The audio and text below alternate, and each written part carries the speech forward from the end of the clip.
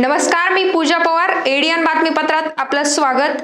आजच्या दिवसभरात घडलेल्या घटनांचा आढावा आपण घेणारच आहोत. त्यापूर्वी एक नजर टाकूया आजच्या ठळक घडामोडींवर. वॉटर ग्रीड योजना लवकरात लवकर पूर्ण होणार, केंद्रीय मंत्री भागवत कराड यांची माहिती.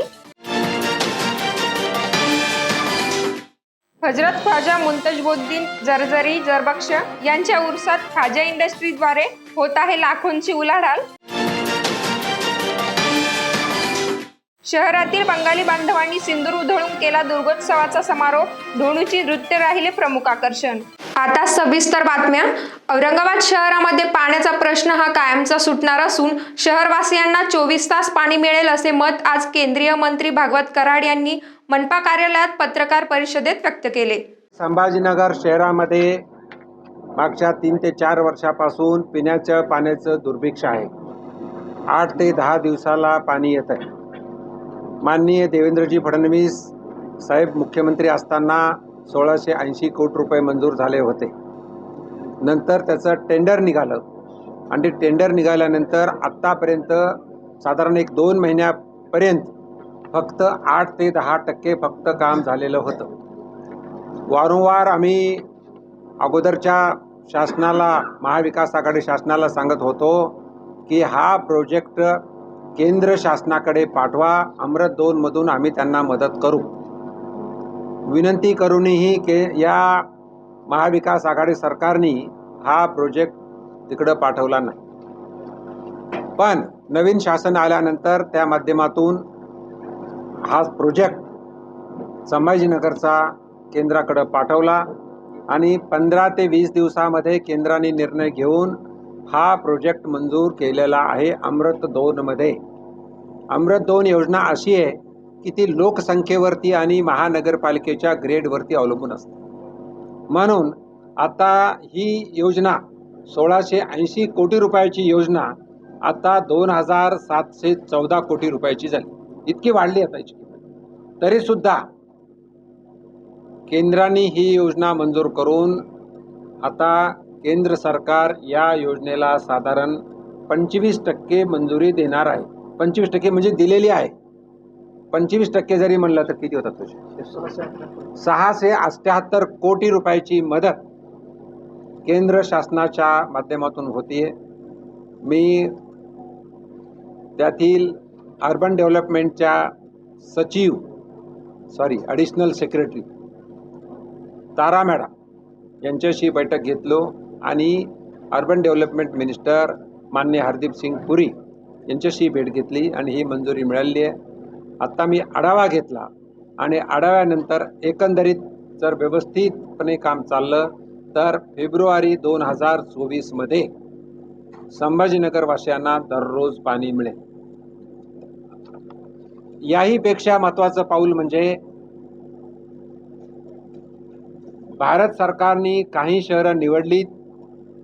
ती 80 शहरं आहेत, मोठी शहरं आहेत. जो 24/7 पाणी कसं मिळेल त्यासाठी सुद्धा भारत सरकार पैसे देत असतं, मंजुरी देत असतं. त्यामध्ये आपली योजना जी आहे या योजनेमध्ये फक्त रोज पाणी मिळावं अशीच परिस्थिती आहे. पण शहराचा विकास होतोय, शहरामध्ये औद्योगिकीकरण होत आहे, उद्योगधंदे येणार आहेत. म्हणून या शहराला 24/7 पाणी कसं मिळावं त्यासाठी आणखी नवीन मीटरिंग म्हणतो आपण ती करावी अशा मी सूचना जीवन प्राधिकरणचे चीफ इंजिनियर, अधीक्षक अभियंता आणि माननीय आयुक्त यांना दिलेले आहेत. बंगाली सुवर्ण कारागिरांनी शहरात स्वतंत्र दुर्गोत्सव साजरा केला. 2500 बंगाली भाविक यात सहभागी झाले. दुर्गा मातेचं अनुष्ठान करत 7 दिवस 7 विविध भाज्यांचा नैवेद्य दाखवण्यात आला. अशा पद्धतीने यावर्षीचा दुर्गोत्सव उत्साहात साजरा करण्यात आला. सागर लॉन्स येथे बंगाली संस्कृतीचे दर्शन घडवणाऱ्या बंगाली असोसिएशनच्या दुर्गोत्सवात सोमवारी सुरुवात झाली. बोधन षष्ठी पूजा घटस्थापना करण्यासाठी दरवर्षीप्रमाणे पश्चिम बंगालमधून पंडित आले होते. त्यांच्या मार्गदर्शनाखाली प्राणप्रतिष्ठा करण्यात आली. सायंकाळच्या आरतीला समाज बांधवांची उपस्थिती होती. या दुर्गोत्सवात सकाळी पूजा, पुष्पांजली, भोग आरती, संध्यापूजा, होम व प्रसाद हे धार्मिक विधी करण्यात आले. सकाळी पुष्पांजली विधीनंतर प्रसाद वाटप, दुपारी जेवण आणि सायंकाळी 7:30 नंतर आरती घेण्यात आली आहे. सांस्कृतिक कार्यक्रमानंतर प्रसिद्ध सिंदूर उत्सव आणि सायंकाळी विसर्जन करण्यात आले आहे. 200 सुवर्ण कारागिरांनी 2007 पासून औरंगाबाद शहरात स्वतंत्र दुर्गोत्सव सुरू केला. 2,500 बंगाली भाविक यात सहभागी होतात. दुर्गा मातेचे अनुष्ठान करतात. 7 दिवस 7 विविध भाज्यांचा नैवेद्य दाखवला जातो. अशा पद्धतीने यावर्षीचा दुर्गोत्सव उत्साहात साजरा करण्यात आला. औरंगाबादेतही 600 बंगाली कुटुंबे दरवर्षी दुर्गोत्सव साजरा करतात. यंदा धोनूची नृत्य आणि सिंदूर उधळून महिलांनी दुर्गा मातेची आराधना केली.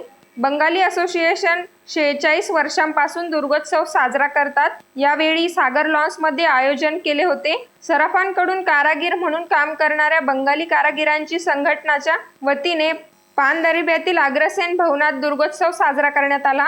51 वर्षापासून शहरात 6 जणांनी मिळून स्थापन केलेल्या बंगाली असोसिएशनमध्ये आज घडीला 600 सदस्य आहे.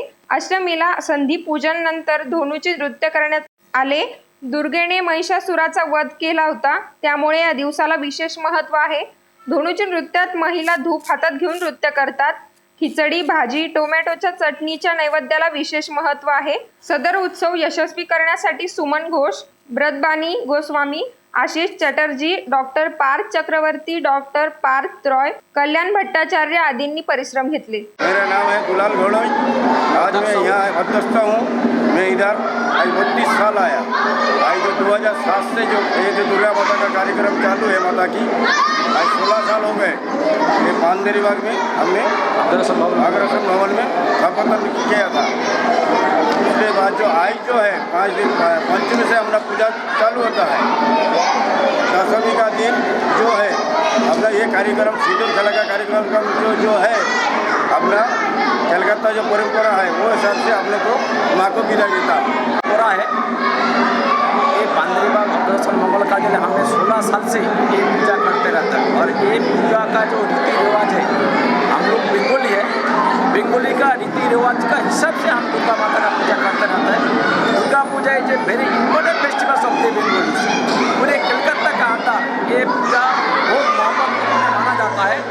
और ये पूजा षष्ठी, सप्तमी, अष्टमी, नवमी से हम करते हैं.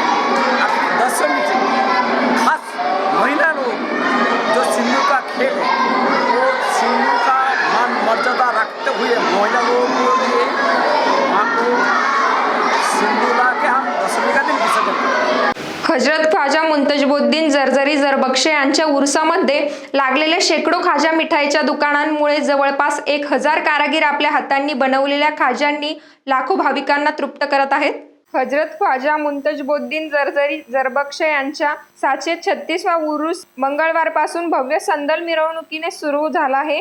या उरुसामध्ये लागलेल्या शेकडो खाजा मिठाईच्या दुकानांमुळे जवळपास 1,000 कारागीर आपल्या हातांनी बनवलेल्या खाज्यांनी लाखो भाविकांना तृप्त करत आहे. खाज्याच्या आर्थिक उलाढालीमुळे ती एक छोटीशी इंडस्ट्री लाखोंची उलाढाल करत आहे.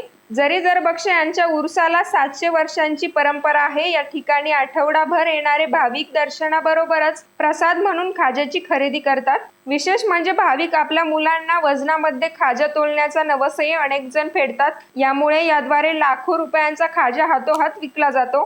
खाजा हा उर्दू शब्द आहे. खाजा मैद्यापासून बनवला जातो. नंतर तो साखरेच्या पाकात टाकला जातो.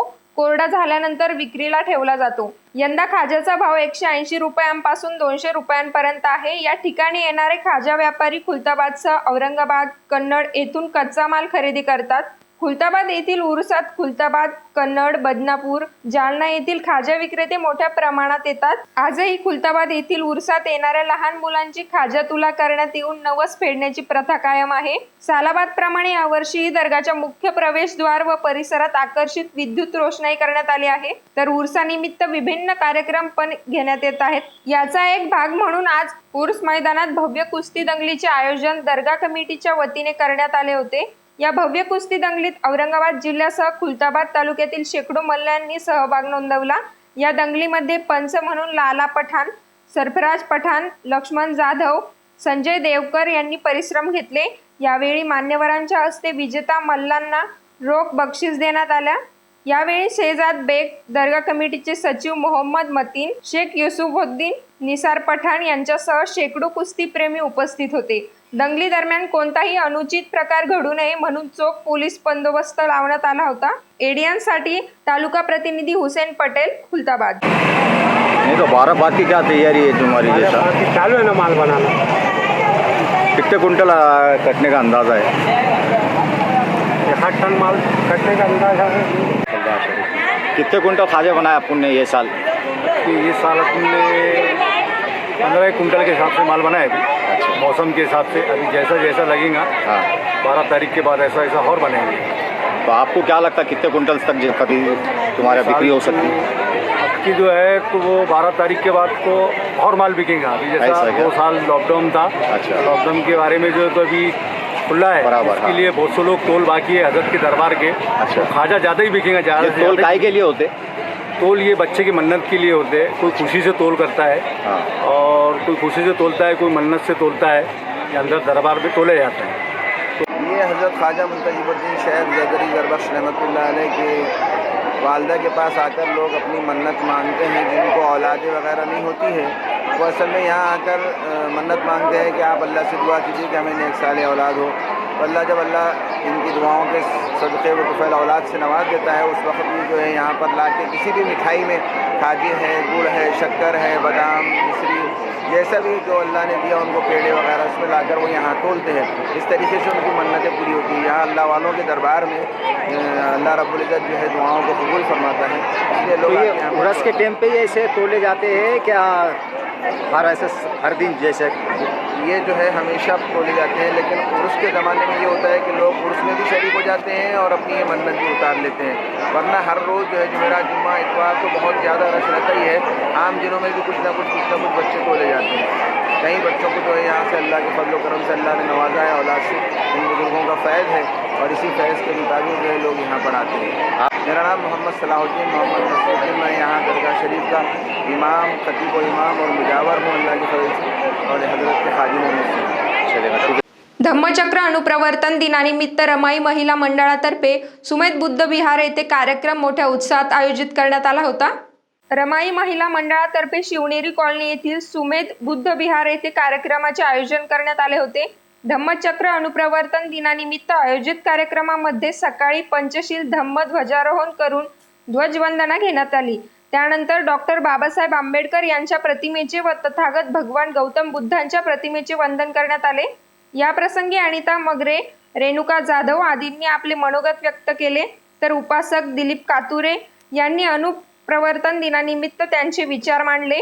कार्यक्रमाचे सूत्रसंचालन सुनील मोरे यांनी केले. तर कार्यक्रमाला परिसरातील उपासक उपासिका मोठ्या संख्येने उपस्थित होते.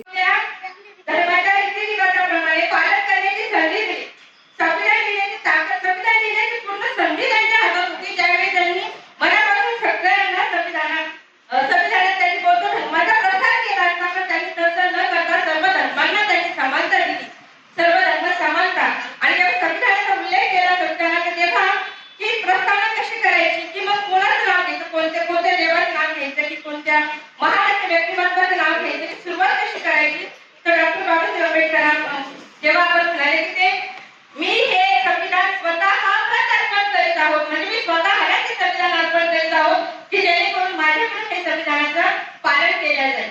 बाबासाहेब आंबेडकर, माता रमाई, माता अभिमाई यांना माझं सेवा. तसेच राजे शिवाजी महाराज जिजाऊ यांनाही माझं सेवा. सर्व ज्येष्ठ नाते सर्व बंधू भगिनी त्यांना माझा सगळ्यांनी जय भीम. आज बाबासाहेबांनी आपल्याला दिलेला धर्म म्हणजे आपलं नवीन जन्म. ग्लोबल महानुभाव संघ अंतर्गत महानुभाव धर्मरक्षक संघ द्वारा नियोजित महानुभाव युवा संत संमेलनाचे आयोजन करण्यात आले असून याबाबत पत्रकार परिषदेत माहिती देण्यात आली. महानुभाव ग्लोबल महानुभाव संघाच्या अंतर्गत महानुभाव धर्मरक्षक संघाने बोलवलेले हे संत संमेलन असून हे साहित्य संमेलन नाही. यामध्ये धर्माच्या संघटनेसाठी इथे काम केले जाणार आहे. या संमेलनाच्या अंतर्गत महानुभाव संप्रदायाचे जे प्रलंबित विषय आहेत, संघटनात्मक विषय असतील, सामाजिक लेवलवरचे विषय असतील, राजकीय लेवलवरचे विषय असतील, या सर्व विषयांना इथे साधक बाधक चर्चा होऊन तरुण मंडळी जो निर्णय घेतील त्या निर्णयाची अंमलबजावणी तरुण मंडळीच करणार आहेत. यासाठी हे संमेलन या छत्रपती संभाजीनगरमध्ये 8 आणि 9 या 2 दिवसामध्ये महानुभाव आश्रम पैठण औरंगाबाद येथे आयोजित केलेला आहे. 3-4 प्रकारचे प्रलंबित मुद्दे आहेत. सर्वात पहिला मुद्दा आम्हाला असं वाटतं, वैद्यकीय सेवा आमच्या महानुभाव संप्रदायासाठी अजिबात नाही. सरकारी सुविधांचा लाभ घेता येतो परंतु तो तितकासा मिळत नाही हे आपणही जाणता. म्हणून स्पेशल महानुभाव संप्रदायासाठी वैद्यकीय सुविधा असावी, महानुभाव संप्रदायासाठी शैक्षणिक सुविधा असावी, आमचे शैक्षणिक प्रश्न आहेत ते असावेत. महानुभाव संप्रदायाचे 800 वर्ष जुने जे तीर्थक्षेत्र असतील, जे काही तीर्थक्षेत्र परकीय आक्रमणांद्वारे आमच्यापासून छेडल्या गेलेले आहेत ते आम्हाला परत मिळवण्यासाठी आम्हाला राजाश्रयाची गरज आहे. त्या राजाश्रयासाठी आम्ही या संमेलनाच्या माध्यमातून सरकारपर्यंत आमचं म्हणणं पोहोचवणार आहोत. महानुभाव संप्रदायाचा जो ध्वज होता 800 वर्षापासून चालत आलेला, त्यामध्ये वेळोवेळी बदल झालेला आहे. परंतु आताही आम्ही एक महत्त्वाचा बदल करून त्याचं 9 तारखेला सकाळी 10 वाजता माननीय भागवतजी कराड साहेबांच्या हस्ते त्याचं अनावरण करून त्याचं ध्वजारोहण इथे करणार आहोत. शहाबाजार कत्तलखाना वाढीव फीस रद्द करण्यात यावी यासाठी शिवसेना महाराष्ट्र प्रदेश बकर कसाब खाटीक संघटनेच्या वतीने महानगरपालिकेसमोर उपोषण करण्यात आले. त्यांच्या मागण्यांबाबत एडीएन सोबत बोलताना माहिती देण्यात आली. महाराष्ट्र प्रदेश बकर कसाब खाटीक संगठना की तरफ से जो शिवसेना प्रणीत संगठना है, उनकी तरफ से आज 1 दिवसीय उपोषण रखा गया है हमारे पास यहाँ पे. और इसके अंदर जिस तरीके से महाराष्ट्र के इतर महानगर पालिका में सिर्फ और सिर्फ जो बृहन मुंबई महानगर पालिका है जिसके अंदर बकरा काट के भी दुकान तक पहुंचाया जाता है, ऐसी जगह पे 25 रुपये फ़ीस है. और हमारी महानगर पालिका में, औरंगाबाद की महानगर पालिका में किसी भी प्रकार की सुविधा नहीं होते हुए भी यहाँ पे 50 रुपये फ़ीस रखी हुई. और पिछले 2 साल से हम हमारी इसकी पाठपुरावा कर रहे हैं कि हमारी जो फ़ीस आपने ज़बरदस्ती बढ़ाई हुई है, हम एक शांतता के मार्ग से उनको मांगनी कर रहे हैं कि जो हमारी फ़ीस बढ़ाई हुई है उसको आप जो है कि रद्द करके वापस 15 रुपये करो.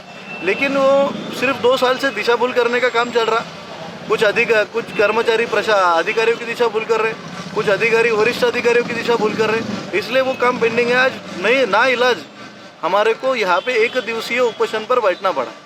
अगर ये मांगनी यहाँ पे अगर मंजूर नहीं होती है तो इसका पाठपुरावा राज्य शासन से किया जाएगा, उसका पाठपुरावा आप केंद्र शासन से किया जाएगा और वो भी शांतता के मार्ग से होगा. और पूरा पार्टिंबा जो है तो समीर भाई को हमारे पूरे इंडिया, महाराष्ट्र और औरंगाबाद से है. और इनकी जो मांगनी है गवर्नमेंट ने पूरी कर लेना. और इनका ये बोलना है कि 15 रुपये जो है तो 50 से 15 करना. तो मेरा ये बोलना है कि 50 से 15 नहीं है, डायरेक्ट फ्री करना. और दूसरा मसला ये है कि इनका ये बोलना है स्लाइडर हाउस होना. अब ये इनका काम है स्लाइडर हाउस बनाना. अगर इन्होंने कोई 1 महीने में स्लाइडर हाउस बनाने का डिसीजन नहीं लिए तो हम इनके साथ मिलके महानगर पालिका का जो गेट है उसके अंदर बकरे काटेंगे. अजूनही काही बातम्यांचा आढावा आपल्याला घ्यायचा आहे, मात्र वेळ झाली एक छोट्याशा ब्रेकची. कुठेही जाऊ नका, पाहत रहा एडीएन. मस्त मास्क पहना रे तूने. Thank you sir. वो जान बचाने के लिए पहनना पड़ता है ना सर. रेडीमेड है या टेलर मेड है? ऑनलाइन ऑर्डर किया है सर. एक और है क्या? है ना सर. देना. बहुत मस्त लगे आपको. ये ना सर. सर ना भाई, जान बचाने के लिए बाइक चलाते वक्त सिर्फ खोपड़े पे मास्क पहनेगा तो खोपड़े को कौन बचाएगा? समझ गया सर. हेलमेट ऑनलाइन ऑर्डर कर, वरना हमेशा के लिए ऑफलाइन हो सकता है. Okay sir. ये ले. चल हम ये भी ऑनलाइन भर दे. हेलमेट पहने, ट्रैफिक नियमों का पालन करे, जिंदगी के सफर को सुरक्षित रखे. ब्रेकनंतर आपलं स्वागत. शासनाच्या वतीने नव्याने बांधण्यात येणाऱ्या वंदे मातरम हॉलसाठी बालमजुराचा वापर होत असल्याचे आज दिसून आले. एकीकडे शासन बालमजुरीच्या विरोधात जनजागृती करत असताना शासनाकडूनच याची पायमल्ली होत असल्याचे उघडकीस आले. सिडको कार्यालयाच्या देखरेखीखाली शहरातील मध्यवस्तीत वंदे मातरम हॉलचे बांधकाम करण्यात आले आहे. सदर हॉलचे काम अंतिम टप्प्यात असून या ठिकाणी दर्शनी भागामध्ये शिक्षणाची देवी माता सरस्वती आणि विद्यार्थी यांचे पुतळे उभारण्यात आले आहे. सदर हॉलचे काम अंतिम टप्प्यात असून लवकरच रीतसर उद्घाटन करण्यात येणार आहे. सदर हॉलचे अंतिम टप्प्यातील काम पूर्ण करण्यासाठी हॉलच्या कंत्राटदाराने बालमजुराचा वापर करीत असल्याची गुरुवारी उघडकीस आले आहे. हॉलच्या ग्रेनाइट फरशीच्या कामासाठी सदरील ठिकाणी 14 वर्षाच्या बालकाचा वापर केला जात असल्याचे दिसून आले आहे. एकीकडे बालमजुरी थांबवण्यासाठी कामगार आयुक्त कार्यालयामार्फत जनजागृतीपर विविध उपक्रम राबवले जात आहेत, तर खुद्द सिडको कार्यालयाच्या देखरेखीखाली सुरू असलेल्या या सरकारी कामांमध्ये बालमजुराचा वापर होत असल्याचे उघडकीस आले आहे. यावरून सरकारी कार्यालयामार्फतच बालमजुरी विरोधी कायद्याची पायमल्ली होत असल्याचे उघडकीस आले आहे.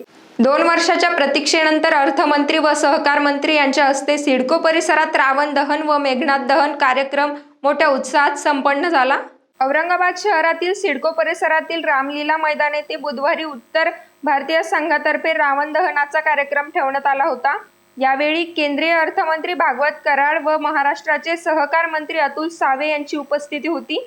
यावेळी रामलीला मैदानामध्ये नागरिकांची मोठ्या प्रमाणात गर्दी झाली होती. 2 वर्षापासून कोरोना असल्यामुळे दसऱ्याला रावण दहन करण्यात आले नव्हते. यावर्षी मात्र रावण दहनासोबत मेघनाथ दहन सुद्धा जल्लोषात करण्यात आले. उंच रावणाच्या उभारलेल्या मूर्तीचे रामलीला रावण वधाचा सांस्कृतिक कार्यक्रम संपल्यानंतर केंद्रीय अर्थ राज्यमंत्री डॉक्टर भागवत कराड यांच्या हस्ते अग्निबाण मारून 62 फूट उंच उभारलेल्या रावणाच्या मूर्तीचे दहन करण्यात आले. पुरुषांचा महिलांकडून होणारा छळ थांबवण्यासाठी व त्यांना न्याय देण्यासाठी करोडीच्या पत्नी पीडित पुरुष आश्रमात विजयादशमीला पत्नी पीडितांनी एकत्रित येऊन शूर्पणखा वृत्तीचे दहन केले. पुरुषांसाठी नवीन कायदे करण्यात यावेत अशी मागणी त्यांच्याकडून करण्यात आली. पत्नीच्या छळापासून सुटका व्हावी यासाठी पत्नी पीडित पुरुषांनी विजयादशमीच्या दिवशी एकत्रित येत शूर्पणखा वृत्तीचा दहन कार्यक्रम आयोजित करण्यात आला होता. पुरुषांचा महिलांकडून होणारा छळ थांबवण्यासाठी स्वतंत्र कायदे करण्याची मागणी पत्नी पीडितांनी केली. प्रत्येक पोलीस ठाण्यात पुरुष सुरक्षा समितीची स्थापन करून लाय डिटेक्टर बसवण्यात यावे. घरगुती हिंसाचारापासून पुरुषाचे संरक्षण करण्यासाठी अधिनियम लागू करण्यात यावेत. कायद्याचा दुरुपयोग करणाऱ्या महिलांवर कडक कारवाई करावी यासाठी शासन दरबारी पाठपुरावा सुरू असल्याने डॉक्टर फुलारे यांनी सांगितले. पत्नी पीडित ॲडव्होकेट भारत फुलारे यांनी मुंबई नागपूर महामार्गावरील करोडी येथे आश्रम उभारला आहे. या आश्रमात पत्नी पीडित पुरुषांचे समुपदेशन करून त्यांना कायदेशीर सल्ला देण्याचे काम ॲडव्होकेट फुलारे हे मागील अनेक वर्षांपासून करीत आहे. संपूर्ण देशभरात मोठ्या प्रमाणात पत्नीकडून पतीचा छळ केला जात असल्याचे त्यांचे म्हणणे आहे. महिलांवर होणारा अन्याय त्याचप्रमाणे अत्याचार थांबवण्यासाठी शासनाच्या वतीने विविध कायदे करण्यात आले. या कायद्याचा सर्रासपणे दुरुपयोग होत असल्याने अनेकांचे संसार उघड्यावर आल्याचा आरोप त्यांनी केला. त्यावेळी ॲडव्होकेट भारत फुलारे, चरणसिंग राजपूत, सुरेश फुलारे, रामेश्वर नवले, भाऊसाहेब साळुंके, सोमनाथ मनाळ, संजय भांड, मदन पापडकर, विशाल नांदरकर, ॲडव्होकेट दत्तोपंत दहीफळे, ॲडव्होकेट गणेश डहाळे आदींची उपस्थिती होती. आम्ही आज देखील विजयादशमीच्या मुहूर्तावर हे शूर्पणखा वृत्तीचं दहन केलेलं आहे. ज्याप्रमाणे रावणाचं दहन केलं जातं, परंपरा आपण बघतो वर्षापासून रावण दहन केलं जातं. त्याची आख्यायिका अशी आहे की रावणाची जी वाईट वृत्ती होती ते विजयादशमीच्या चांगल्या मुहूर्तावर ते दहन हो.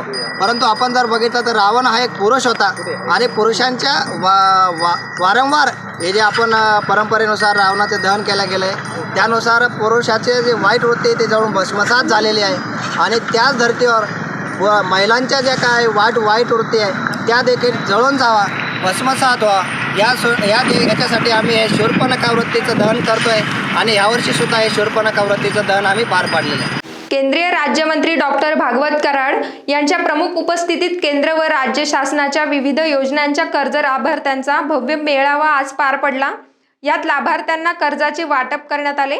केंद्र शासनाच्या विविध योजना अंतर्गत शहरातील विविध लहान मोठ्या व्यापाऱ्यांना स्टेट बँक ऑफ इंडियाच्या वतीने कर्जाचे वाटप करण्यात आले आहे.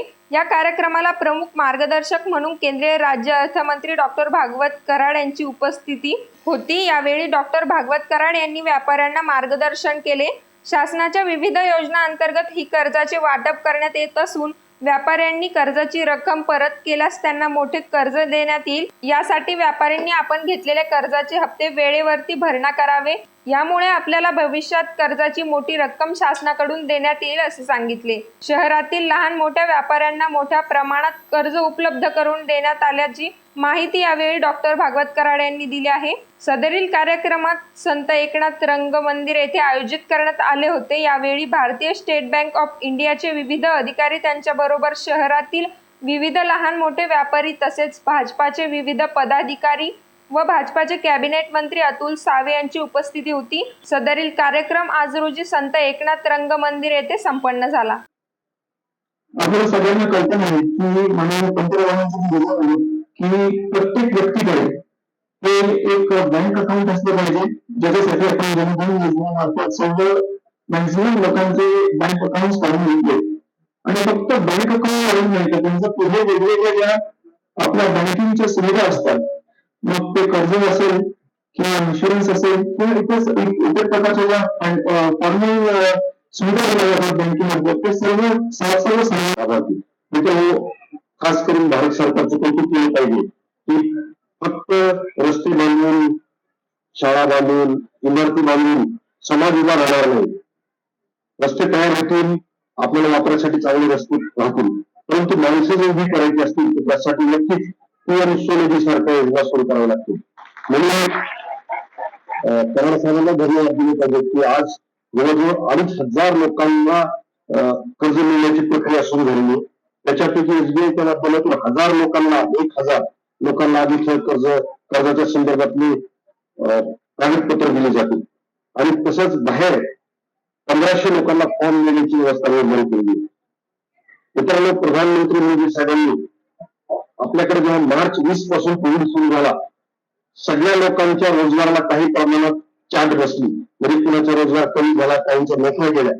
हे माणसं जर उभी करायची असतील, तर माणसं उभी करायची असतील तर यांना बँकांची साथ दिली पाहिजे. बँकांच्या माध्यमातून यांना कर्जापर्यंत जलद प्रवेश. महानगर पालिका औरंगाबाद के आयुक्त डॉक्टर अभिजीत चौधरी जी और मंच पे उपस्थित हमारे एडीएम श्री केदार साहब, सबसे पहले तो मैं धन्यवाद दूंगा अपने क्षेत्रीय प्रबंधक श्री रोहित कशालकर जी को, जिन्होंने आज के इस प्रोग्राम का आयोजन किया है। आपको मालूम होगा कि जब ये पैंडेमिक शुरू हुआ तो हम सारे लोग अपने अपने घर में बिल्कुल कैद होकर के रह गए थे, और सारे लोग घर में कैद होकर के रह गए थे।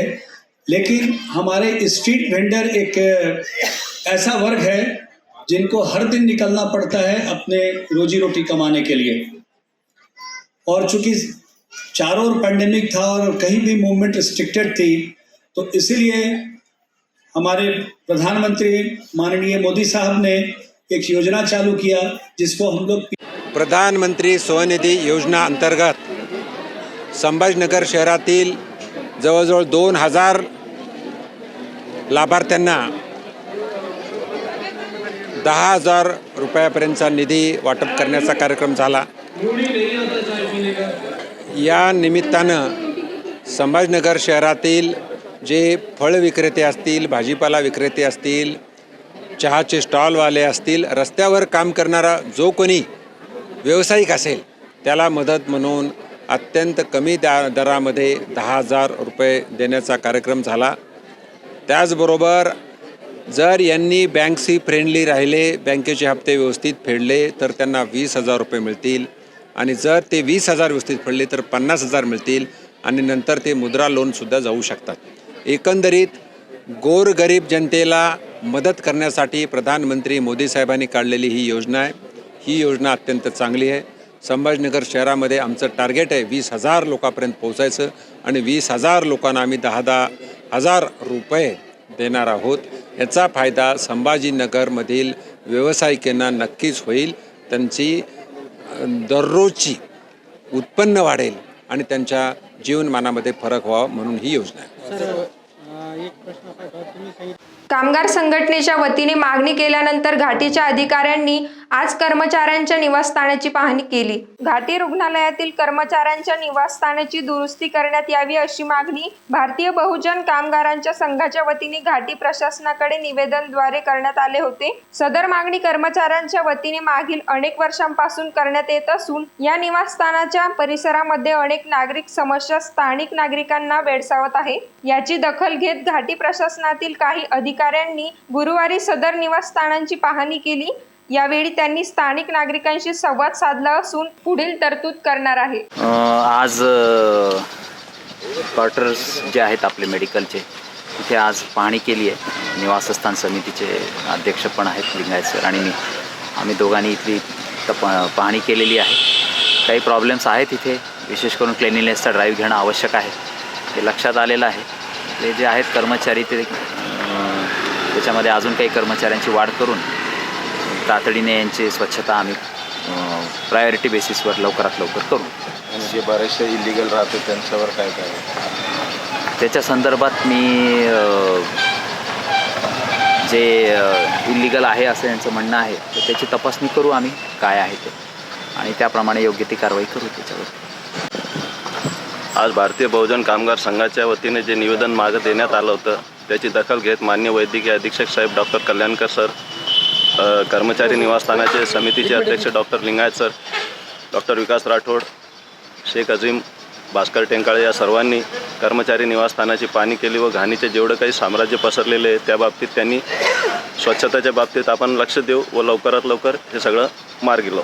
कर्करुग्णांची काळजी कशी घ्यावी यावर लिखित मायेची फुंकर या पुस्तकाचे प्रकाशन कार्यक्रमाचे आयोजन करण्यात आल्याची माहिती शासकीय कर्करोग रुग्णालयाच्या वतीने पत्रकार परिषदेत देण्यात आली. पासून आपण पॅलेटिव्ह केअर विभाग बोकनकर सर इकडे आपण सुरू केलेला आहे. OPD त्याची सुरू असते. हा कन्सेप्ट असा आहे की ऑक्टोबर महिन्याचा दुसरा शनिवार जो असतो हा जागतिक हॉस्पाइस डे म्हणून जगभर तो पाळला जातो. तर त्या अंतर्गत हे जे टर्मिनली इल पेशंट्स आहेत म्हणजे ती अवस्था कदाचित अलीकडे पण सुरू होऊ शकते, परंतु असे दुर्धर आजार ज्यामध्ये जसं कॅन्सर आहे, पक्षघात आहे किंवा जिथे बरं होण्याची शक्यता कमी आहे परंतु त्यांची जी काही अवस्था आहे ह्या अवस्थेतला वेदना आणि त्या वेदनेसह त्यांना जे काही शमन करणाऱ्या जे काही लक्षणं दूर करण्यासाठीच्या ज्या काही प्रयत्न आहेत, ज्या काही सेवा सुविधा देता येतील त्या अनुषंगानं जगभर हा दिवस पाळला जातो. प्रामुख्याने अशा रुग्णांची घरी कशी काळजी घ्यावी त्यांच्या कुटुंबियांनी किंवा पॅलेटिव्ह केअर सेंटर्स जे असतील तिथे ॲडमिट करून मग तिथलेही डॉक्टर त्याच उद्देशाने ती सगळी ट्रीटमेंट करतात. याविषयी डिटेल्स बोलतील मॅडमही आपल्याला सांगतील. तर ह्या सर्व अनुषंगाने आम्ही मागच्या 4 वर्षापासून विविध उपक्रम येथे घेत आहोत. त्यात कोविडचे हे जे 2 वर्ष आहेत हे सोडले तर यावर्षी पुन्हा आम्ही येत्या शनिवारी दिनांक 8 ऑक्टोबर रोजी सकाळी 11 ते 1 या काळामध्ये एक प्रमुख असे प्रख्यात मराठी कलावंत जे आहेत महाराष्ट्राचे सुपरिचित आणि मराठवाड्याचे सुपुत्र आहेत असे सिने अभिनेते मकरंजी अनासपुरे यांच्या उपस्थितीमध्ये एक सांस्कृतिक कार्यक्रम आपण शासकीय वैद्यकीय महाविद्यालयाच्या सभागृहामध्ये सकाळी 11 ते 1च्या दरम्यान ठेवलेला आहे. उद्देश हाच आहे की या निमित्तानं या कार्यक्रमासोबतच एका पुस्तिकेचं पण विमोचन होणार आहे आणि ही पुस्तिका या रुग्णांची कुटुंबियानं घरी कशी काळजी घ्यावी याविषयीचं त्यामध्ये थोडक्यामध्ये पण ब्रीफ सविस्तर अशी माहिती देण्यात येणार आहे. त्या रुग्णांच्या वेदना दूर व्हाव्यात, त्यांचा जो वेदनादायी जो काही क्लेश आहे हा थोडासा डायव्हर्ट व्हावा आणि त्यांनाही जगण्याचं किंवा जोपर्यंत आपलं आयुष्य आहे तोपर्यंत एक प्रेरणादायी काहीतरी आपल्या डोळ्यासमोर घडतं आहे किंवा आपणही त्या सगळ्या गोष्टीमध्ये आपला जो अधिकार आहे त्या अधिकाराच्या त्या सगळ्या कक्षेमधून आपल्याला हे सगळं प्राप्त व्हावं अशी जी रुग्णांची एक गरज आहे ती गरज आम्ही पूर्ण करण्याचा प्रयत्न या निमित्तानं करणार आहोत. तर हा कार्यक्रम संपन्न होत आहे शनिवारी. 8 अक्टूबर ये हॉस्पाइस डे सेलिब्रेट होता है एंड उसमें जिनको क्रोनिक बीमारी है जैसे कि कैंसर या फिर कोई भी दूसरी क्रोनिक लंबी चलने वाली जो बीमारी है उसमें कुछ स्पेशल केयर की ज़रूरत होती है, तो उसको हम पैलिएटिव केयर बोलते हैं. सो जहाँ पे ट्रीटमेंट ख़त्म हो जाती है उसके आगे ट्रीटमेंट नहीं रहती है, तो उसके आगे जो है वो पैलिएशन और हॉस्पाइस ट्रीटमेंट जो बोलते हैं वो शुरू हो जाता है. कैंसर पेशेंट में इसकी ज़्यादा ज़रूर पड़ती है, इसलिए कैंसर में इस पैलिएटिव केयर का ज़्यादा महत्व है और कैंसर के साथ इसका ज़्यादा चर्चा होता है. तो इसमें जो है कैंसर जो भी स्टेज पे है वो वहीं रहता है, बट उसकी वजह से जो सिम्टम्स आते हैं वो सिम्टम्स ट्रीट किए जाते हैं और पेशेंट का जो लाइफ है उसके बाद में वो अच्छा एक क्वालिटी लाइफ देने की हम इसमें कोशिश करते हैं. शेवटी परत एकदा एक नजर टाकूया आजच्या ठळक घडामोडींवर. वॉटर ग्रीड योजना लवकरात लवकर पूर्ण होणार, केंद्रीय मंत्री भागवत कराड यांची माहिती. हजरत ख्वाजा मुंतजबुद्दीन जरजरी जरबक्ष यांच्या उर्सात खाजा इंडस्ट्रीद्वारे होत आहे लाखोंची उलाढाल. शहरातील बंगाली बांधवांनी सिंदूर उधळून केला दुर्गोत्सवाचा समारोह, धोणूची नृत्य राहिले प्रमुख आकर्षण. याचबरोबर हे बातमीपत्र इथेच संपलं. पुन्हा भेटूया पुढील बातमीपत्रात. तोपर्यंत पाहत रहा औरंगाबादकरांचं हक्काचं बातमीपत्र ADN.